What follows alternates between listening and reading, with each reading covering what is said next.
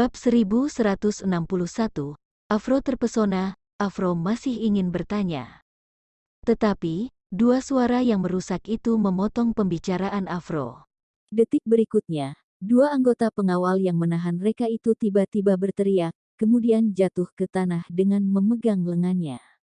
Terdapat banyak darah keluar dari jari-jari mereka. Peluru, mereka ditembak, dari mana peluru itu berasal? Pengawal Afro langsung gugup, tanpa sadar langsung mengangkat senjata mereka. Namun, Afro justru berteriak, hentikan, semuanya jangan tergesa-gesa. Kita sudah menjadi sasaran penembak jitu, semua orang menemukan bahwa tubuh Afro dan anggota tim pengawal terdapat sinar laser. Sinar laser masuk dari luar melalui celah dinding. Detik berikutnya, pintu ditendang hingga terbuka lagi. Sosok orang yang kuat memimpin beberapa pria kekar masuk. Pemimpinnya adalah Jenderal Kota, Greedy Wolf. Greedy Wolf memegang pistol dan menembak ke langit-langit, pegang kepala dengan dua tangan dan jongkok. Kalau tidak akan dibunuh. Afro dan para pengawal menatap Greedy Wolf dengan ekspresi kesal. Tidak pernah ada orang yang berani bersikap tidak sopan kepada mereka. Greedy Wolf tidak mengatakan apa-apa, dia langsung menembak seorang pengawal dengan pistol. Setelah terdengar suara tembakan, anggota tim jatuh di genangan darah, seluruh badan kejang-kejang. Sialan, ekspresi semua orang menjadi pucat karena ketakutan. Kelompok orang ini benar-benar sangat kejam, langsung menembak pada peringatan pertama. Berdasarkan aturan umum, setidaknya 3 kali tembakan peringatan baru akan menembak orang. Afro dan yang lainnya tidak peduli dengan reputasi mereka lagi, mereka semua berjongkok dengan memegang kepala, sangat memalukan sekali. Afro menggertakkan gigi dan berkata, kamu siapa? Aku adalah pimpinan keamanan sosial, kamu berani lukai orangku. Plak, Greedy Wolf langsung menamparkan Afro tanpa mengucapkan sepatah kata pun, aku tidak hanya ingin lukai orang-orang kamu, tapi dirimu juga. Brengsek, Afro sangat marah, tidak ada yang berani memukul dirinya. Greedy Wolf berjalan ke sisi Reca, berlutut dengan satu kaki. Greedy Wolf Jenderal Kota, hormat pada Master. Aku datang telat, harap Master bisa hukum aku. Reca menganggukkan kepala dengan cuek, iya, berdiri dulu. Tahan mereka semua, tidak ada satupun yang boleh pergi. Baik, bawahan Greedy Wolf segera mengepung Afro dan yang lainnya. Afro dan yang lainnya tidak kabur. Mereka bahkan tidak memiliki ide itu. Karena, pada saat ini pikiran mereka sudah kosong. Pikiran mereka hanya ada sebuah kata, yaitu Master. Orang yang berada di depannya adalah Master, senjata nasional. Sialan, bagaimana seorang Master bisa datang ke tempat terpencil dan bersama gadis desa ini? Mereka telah menikam lubang besar di langit. Pada saat ini, mereka semua bahkan memiliki niat untuk mati. Zimei menatap Reca dengan air mata berlinang, Master. Dirinya ternyata menyelamatkan nyawa seorang master yang terhormat. Master adalah senjata penting dalam melindungi negara. Dirinya menyelamatkan, dia juga telah memberikan kontribusi yang tak terhapuskan bagi kedamaian Clarity. Terlebih lagi, Master adalah tuan dari ayahnya. Pada akhirnya bertemu dengan Master, tugas dirinya sudah selesai. Zimei berjalan ke sisi Reca dan hendak berlutut, tetapi Reca menghentikannya. Gadis, kamu adalah pahlawan Clarity, tidak perlu berlutut. Zimei mengelap air mata gembira dan berkata, Labor Master, aku yang bernama Zimei, diperintahkan oleh ayahku untuk jaga rahasia di sini. Ayah bilang rahasia ini terkait dengan nasib Clarity, sangat penting, minta aku harus berikan padamu secara pribadi. Sekarang aku akhirnya ketemu Master. Master, tolong buka rahasianya. Reca, bawa kemari. Dia juga merasa sangat penasaran, rahasia seperti apa yang berkaitan dengan nasib Clarity. Afro dari Organisasi Keamanan Nasional terpesona olehnya. Zimei mengambil sebuah palu dan mengetuk dinding. Bab 1162. Spiritual Stone. Dalam waktu yang singkat, Zimei mengetuk dinding tersebut hingga berlubang. Di dalam dinding tersebut terdapat sebuah kotak kayu yang dipasang kunci kata sandi. Zimei menekan kata sandi dan menyerahkan kotak itu kepada Reka. Master, silakan cek. Reca membuka kotak itu. Di dalam kotak itu terdapat batu biasa yang jelek. Ini apa? Reca mengerutkan kening dan mengambil batu itu dengan curiga. Batu itu sangat ringan dan hangat. Reca samar-samar merasa ada aura aneh yang terus-menerus lepas dari tubuhnya. Sebuah nama muncul di benak Reca. Dia sangat semangat sehingga berdiri. Spiritual Stone, batu ini sebenarnya adalah sebuah spiritual stone. Spiritual stone adalah batu asing yang secara efektif dapat melembabkan tubuh manusia. Karena batu itu berasal dari luar, sehingga sangat langka. Spiritual stone semacam ini merupakan material yang diperlukan untuk mencapai tingkat emperor. Di zaman kuno penyimpanan ini hanya sejumlah kecil saja. Jadi di zaman kuno hanya muncul 2 atau 3 tingkat emperor terkuat saja. Di zaman yang modern ini, jejak spiritual stone telah lama menghilang. Oleh karena itu, dalam 500 tahun terakhir tidak pernah ada tingkat emperor terkuat yang muncul. Ada sebuah pepatah di kalangan seniman bela diri. Negara mana yang bisa memiliki 1 pon spiritual stone dan menciptakan tingkat emperor terkuat, pasti akan menguasai dunia. Oleh karena itu, orang-orang mengatakan spiritual stone ini berkaitan dengan nasib Clarity itu sama sekali tidak berlebihan. Menurut hukum Clarity, jika menemukan spiritual stone harus melaporkan kepada pejabat secepat mungkin. Greedy Wolf tidak memiliki cara untuk menghubungi dirinya, jadi dia hanya bisa menahan rahasia ini untuk sementara. Namun, Afro dari keamanan sosial juga telah mengetahui tentang masalah spiritual stone. Mengapa dia tidak melaporkannya? Apakah dia ingin menelan spiritual stone ini sendirian? Namun, dia hanyalah seorang kapten kecil dari keamanan sosial. Dia tidak memiliki keberanian untuk mencuri spiritual stone ini. Di belakang Afro ini pasti ada Buddha besar yang mendukungnya. Reca menatap Afro dengan marah. Afro, kamu tahu spiritual stone itu masih ada di dunia. Mengapa kamu tidak lapor? Kamu bahkan ingin curi. Apakah kamu tahu salah? Afro tampak tak berdaya. Aku tahu, Reca, spiritual stone ini berkaitan dengan nasib Clarity. Kamu yang seperti ini tidak punya nyali untuk sentuh spiritual stone.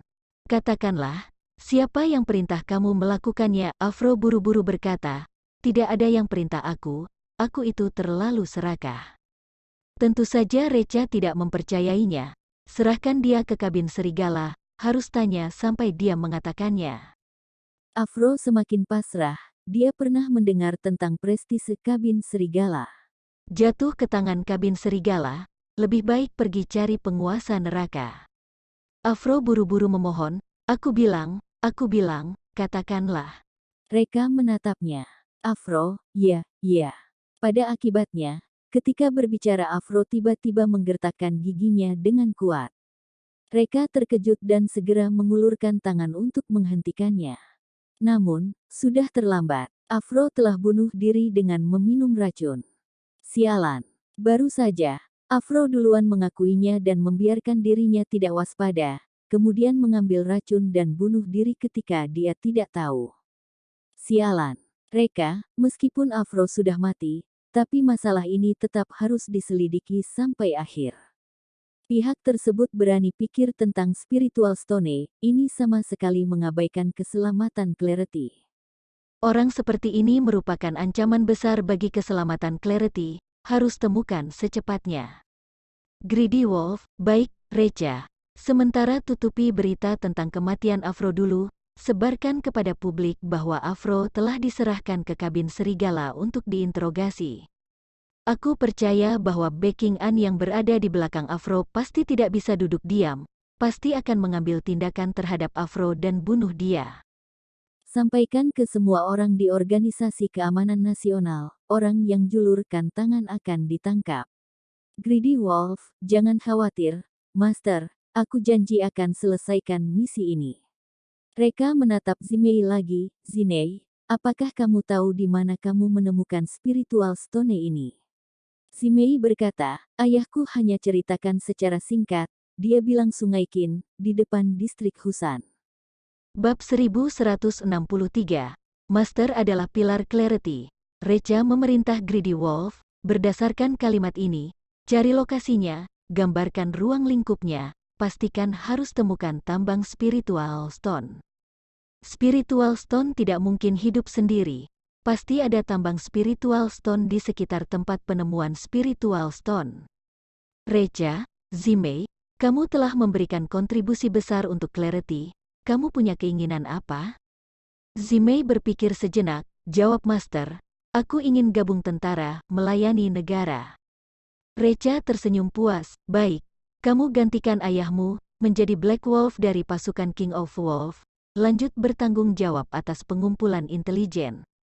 Pasukan King of Wolf, Black Wolf, Zimei menangis. Tidak menyangka ayah dirinya ternyata adalah salah satu dari 10 murid terdekat Master, Black Wolf. Pasukan King of Wolf adalah pengejaran tertinggi dari Zimei. Secara tidak sengaja, dia menjalani kehidupan yang dia inginkan. Reca, Greedy Wolf, kamu kenalkan Zimei ke kabin serigala dan mendapatkan pelatihan sistematis. Greedy Wolf menangkupkan tangan dan mengepalkan tinju. Reca melihat kekacauan itu lagi, kelompok Afro ini harus dihukum berat berdasarkan peraturan hukum.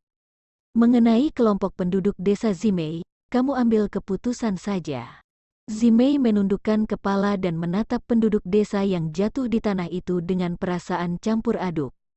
Penduduk desa sudah gila sekarang, mereka tidak pernah menyangka, gadis liar yang tidak punya orang tua, gadis yang ditindas oleh orang-orang ini ternyata memiliki hubungan yang begitu dekat dengan Master. Dia bisa tinggal di desa kecil ini merupakan suatu kehormatan bagi mereka. Tetapi mereka malah menggertaknya, memenggal kepala mereka juga tidak termasuk berlebihan. Penduduk desa ini sudah menggigil, merasa seperti sedang menghadapi Raja Neraka. Zimei akhirnya menghela nafas dan berkata, Master, aku mohon padamu, maafkan mereka. Dulu ketika aku baru saja datang ke desa kecil ini, jika mereka tidak bantu aku, mungkin aku sudah mati kelaparan. Reca, oke, dengar keputusan kamu saja, tapi, kalian semua dengarkan baik-baik. Masalah Afro tidak boleh bocorkan. Jika ada yang berani bocorkan, maka orang itu pasti akan dibunuh. Tidak ada ampun, penduduk desa menarik napas lega dan berulang kali mengucapkan terima kasih. Reca memimpin orang-orang untuk pergi. Setelah keluar dari gerbang, Reca bertanya, Greedy Wolf, bagaimana penyelidikan ledakan kapal selam? Greedy Wolf berkata, 15 dewa perang asing, serta mayat juara tinju sudah ditemukan. Tapi, kami tidak ketemu mayat King Killer. Kami ketemu kapal pesiar yang terdapat pakaian King Killer di pantai. Kuduga King Killer menyelinap kembali ke Clarity lagi. Reca menarik napas dalam-dalam, wajahnya penuh kekhawatiran. Reca sudah curiga sejak lama, King Killer berusaha sekuat tenaga ingin membunuh dirinya, dan tujuannya bukan hanya ingin membalas dendam Raja Bloody saja. Tentu saja terdapat aspek lain. Sekarang tampaknya memang begitu.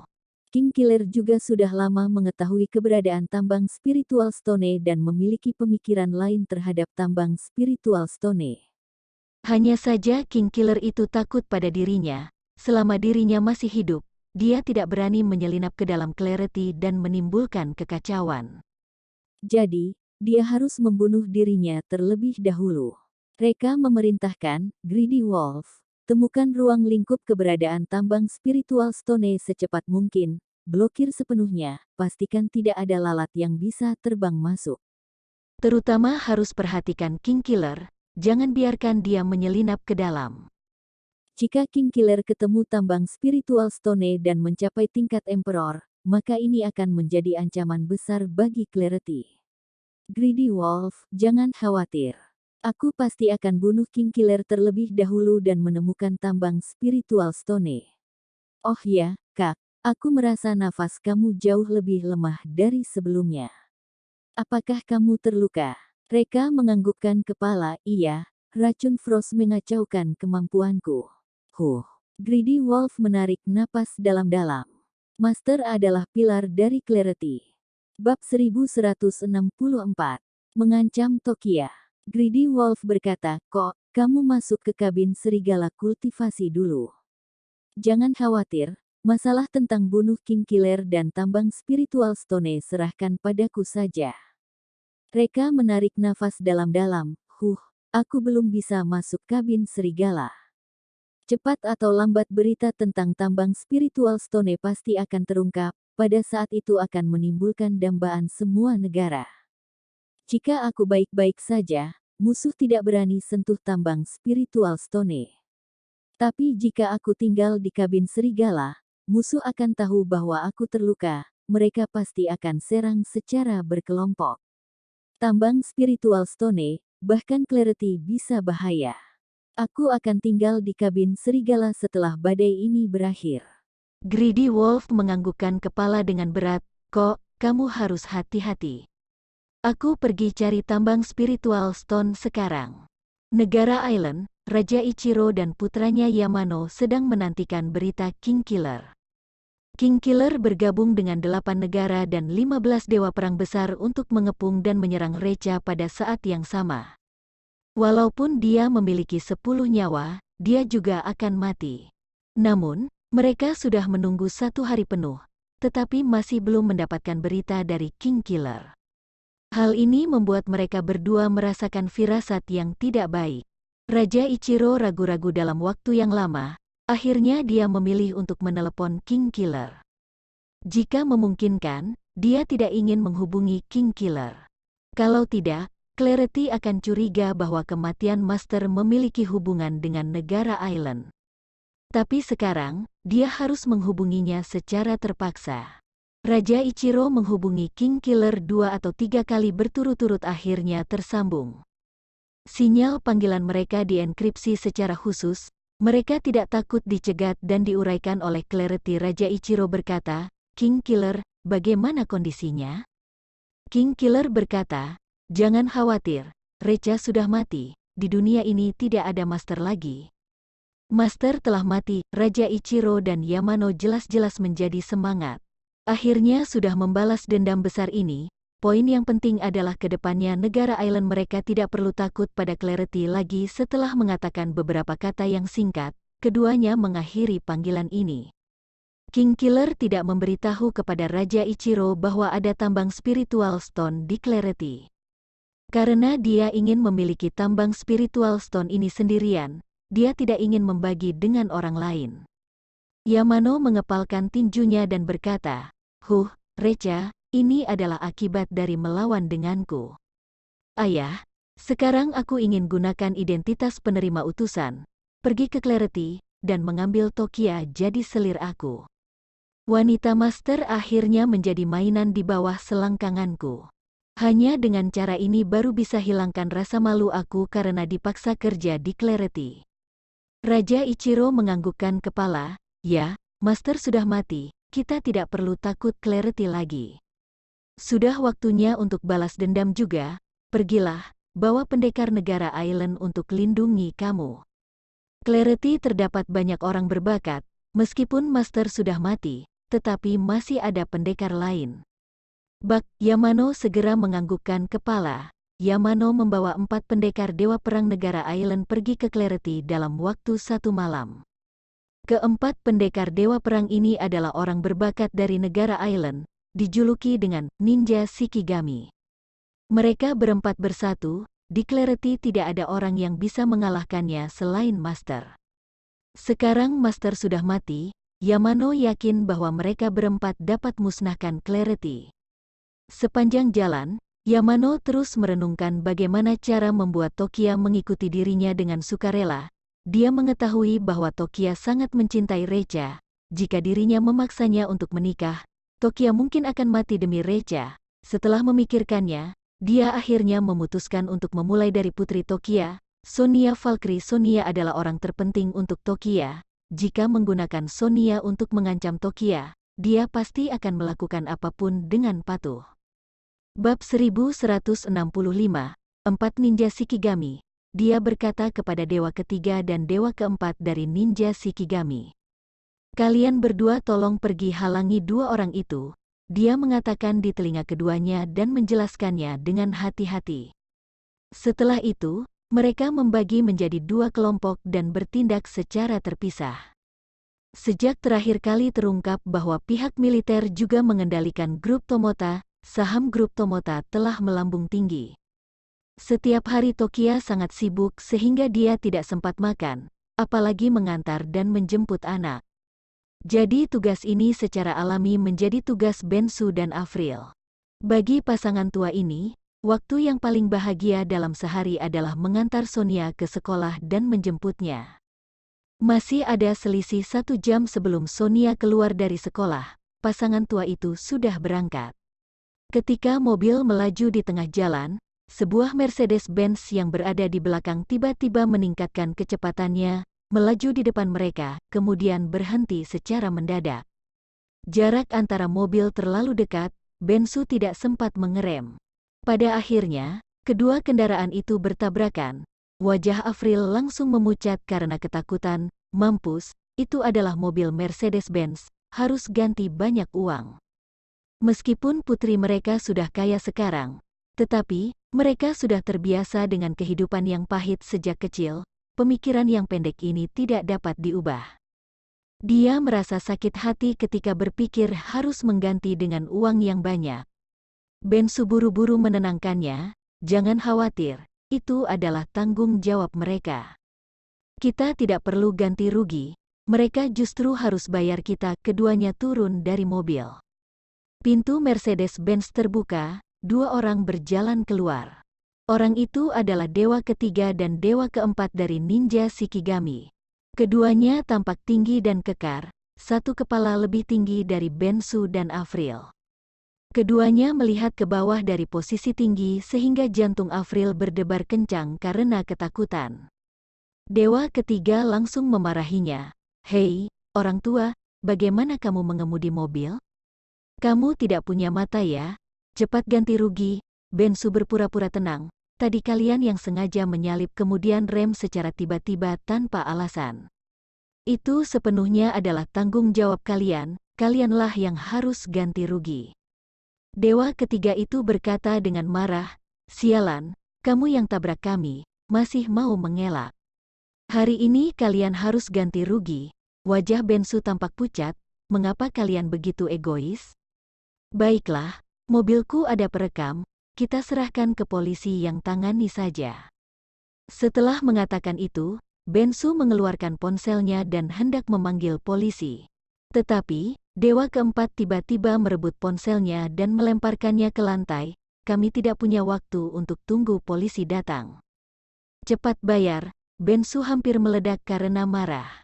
Tepat ketika dia akan mengalami kejang, Afril segera menarik sudut pakaiannya. "Mos, ikhlaskan saja.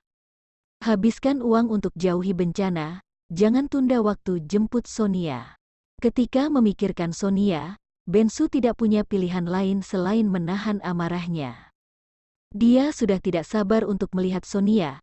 Dia berkata dengan sungguh-sungguh, "Katakanlah, mau berapa?" Dewa ketiga berkata, 2 miliar. Apa Bensu dan Afril tidak tahan lagi? "Mobil kamu saja tidak ada 2 miliar. Atas hak apa kamu ingin minta 2 miliar? Dewa ketiga berkata dengan aneh, "Mobilku adalah edisi terbatas seluruh dunia. Perawatannya sangat repot, 2 miliar itu masih kurang loh." Tentu saja, Bensu tidak akan membayar mereka 2 miliar. Bensu berkata kepada Afril, "Telepon Reka, minta Reka datang urus. Tidak boleh tunda waktu jemput Sonia pulang sekolah." Baik, Afril mengeluarkan ponselnya dan hendak menelepon Reka, namun dewa ketiga itu merebut ponsel Afril dan melemparkan ke lantai lagi. "Jika hari ini kalian tidak bayar 2 miliar, jangan harap bisa pergi." Bensu mengerutkan kening, dia samar-samar merasa ada sesuatu yang tidak beres.